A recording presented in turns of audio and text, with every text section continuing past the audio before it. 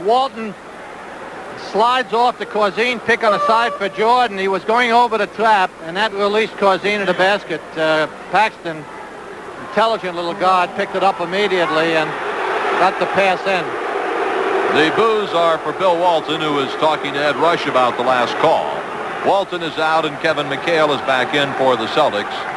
Corzine, veteran player, 29 years old, shooting 2 of them. 8 points and 8 rebounds for Corzine so far in this game, and that's what he had in the entire double overtime game.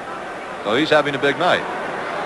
But he isn't having a big night defensively no. on the board. No, he's got torch marks all over him from the burning. When you've got a moose of a center like him, he's got to give it to you on the boards, and as I say, on the D. What he does offensively is a bonus. Johnson breaks a Chicago 7-0 run. Dennis Johnson's jump shot. The Bulls had run 7 in a row on the Celtics. Paxson, now Oakley on the pull-up, overshoots the target. Loose ball foul is going to be called on whom? Will it be on Chicago? On Gene yes, Banks. it's on Gene Banks. He came over the back. Again, the up-tempo game is producing the quick Chicago shot, and generally, not by the people that they want taking it. Oakley, Banks, Corzine, none of them can shoot that well from outside where they should be going there. Nice. Bird waited. Johnson waited for the right moment to break to the hoop, and he just laid it in.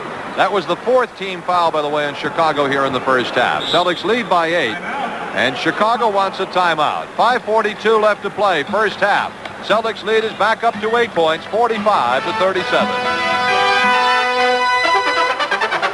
Banks, Oakley, Jordan, and Corzine for Chicago. See, Bird doesn't have a hoop yet. They're starting to isolate him on the right side. They got a lot out of that play on Sunday because they know they're going to get the trap, and they're not making the rotation quickly enough with the bigger, slower guys in there. And as a result, they're sending the guard to the basket. DJ has just gotten a couple of layups out of the play.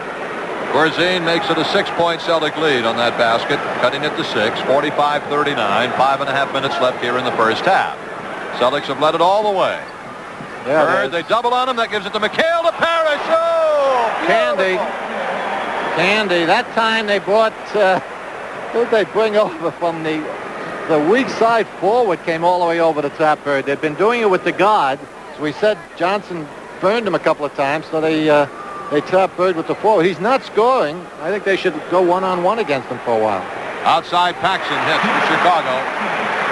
By the way, Robert Parrish now has 10 points here in the first half of this ball game. The Celtics lead by 6 at 47-41. Robert and McHale have been exceptional. McHale is fouled by Dave Corzine. That should put Chicago over the limit. It does, and McHale will shoot 2. Woolridge checks in for Chicago, and Banks is out. Yeah, as they continue to attack that matchup, it's a very vulnerable one as far as Chicago is concerned. Kevin has really turned Corzine every way but loose. He's turned him inside, outside, gone over him, gone under him. So it's there's not a great deal they can do. He tried to hold him for a moment. Evidently, he felt he wasn't ready, so he got him right out of there. But I don't know that Oldham could do a heck of a lot better on Kevin, as we've said all season long. No one's found the formula as to how to stop Kevin. 21 points in the game for McHale. 49-41 Celtics. 4 minutes, 40 seconds left first half. Jordan still with 14 points. They've slowed him down considerably here in the second quarter. They get it to Woolridge. Double pump. Hits the side of the backboard, and it's off the hands of Kevin McHale. That's a tough matchup for Woolridge, too. As high as he jumps and as muscular and physical a player as he is, he just can't get the job done, as you can see on McHale.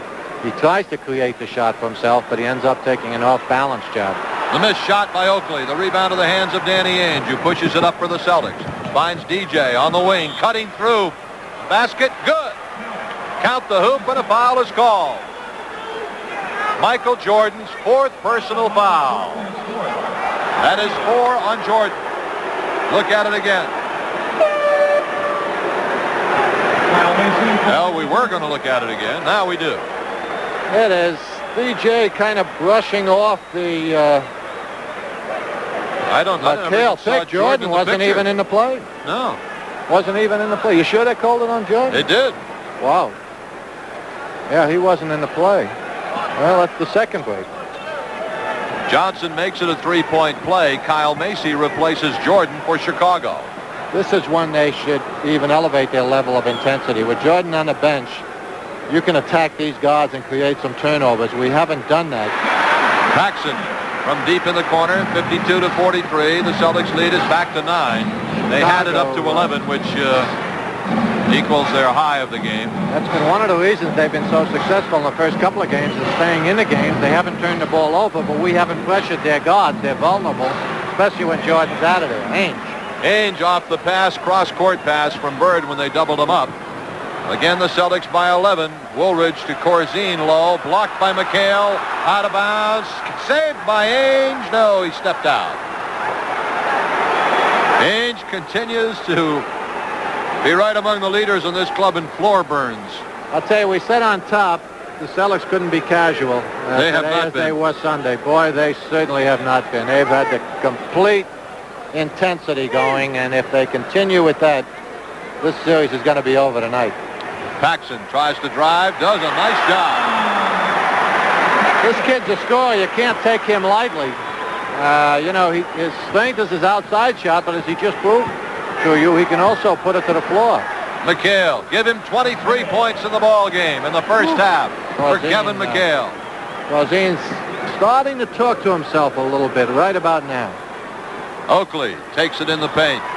Whistle and a foul. It is going to be called on Robert Parrish. The Celtics are over the limit, and that is number 3 on Parrish. It is. They've been giving Oakley outside. This is his strength. He takes it to the basket well. He doesn't shoot well from outside. So despite the fact that Robert's giving him room, still tried to bring it in there, and that time he was successful. Oakley at the line trying to make it a 9-point ball game. He won't do that as he misses the first one. Parrish comes out sitting down with 3 personal fouls, and Bill Walton is in for the Celtics. There's the muscular young Charles Oakley, who's going to be a great rebounder in this league. Had a marvelous rookie season. He gets 1 out of the 2. So it's a 10-point Celtics lead with 3 minutes to go in the half. Ainge hustling it up court. The Celtics want a 20-second timeout. So, with a 20-second timeout on the floor, let's pause for this. It's Happy Days with Rich. See, in simple terms, you know, all sorts of explanations have been given for the result of the first 2 games. The fact they've been competitive and why and what strategy has worked. It's all just words. It's all rhetoric. You know, the media has to make up reasons. The bottom line is that the Celtics don't have to lose a game until they get to the finals if they just come out and play with this kind of intensity. They're in complete control of their destiny. Ainge three-pointer, no. Walton the rebound. Bird looking for his first basket. That's it. First hoop of the game for Larry Bird. Again, the offensive board producing the second opportunity for Bird.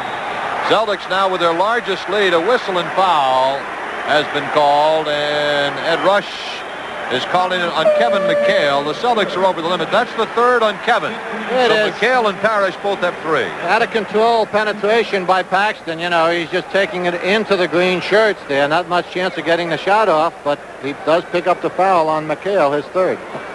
Paxson is shooting 2 now for Chicago. The Celtics lead 58-46. This is their biggest lead of the game.